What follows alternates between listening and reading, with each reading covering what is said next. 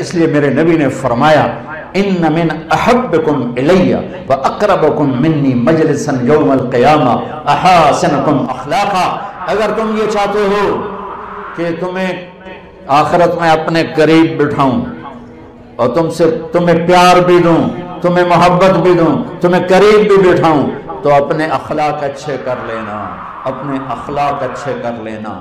اور یہ بھی فرمایا، اور یہ بھی سن لو، سب سے زیادہ میری نفرت کا مستحق اور سب سے زیادہ میری نظروں سے دور وہ ہوگا جس کے اخلاق برے ہوں گے، جو بد اخلاق ہوگا، جو بد اخلاق ہوگا۔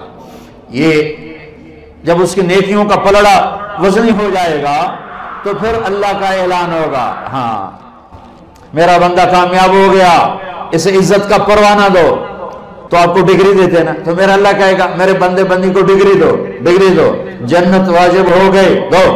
اس کے ہاتھ میں آئے گا، وہ نعرہ لگائے گا۔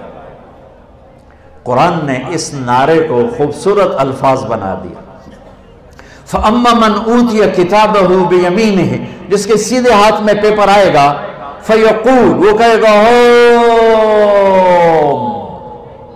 یہ نعرے نہیں لگاتے آپ لوگ؟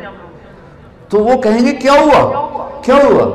دوسرے کیا ہوا؟ وہ کہے گا ہاؤ مقرؤ کتابیہ، اور یہ میرا پیپر دیکھو، میری ڈگری دیکھو، پاس ہو گیا ہوں، پاس ہو گیا ہوں، پاس ہو گیا ہوں، جنت کی مہر لگ گئی ہے، رضائے مصطفیٰ، رضائے الہی کی مہر لگ گئی ہے۔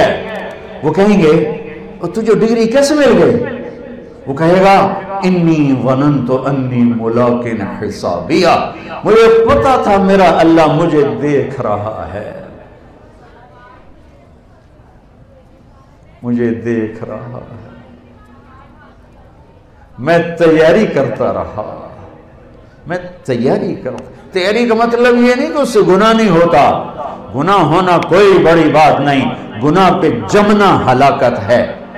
ساری دھرتی گناہوں سے بھر کر، تمہاری کتنی عمر ہے ہماری انسان کی؟ 70 سال، 80 سال۔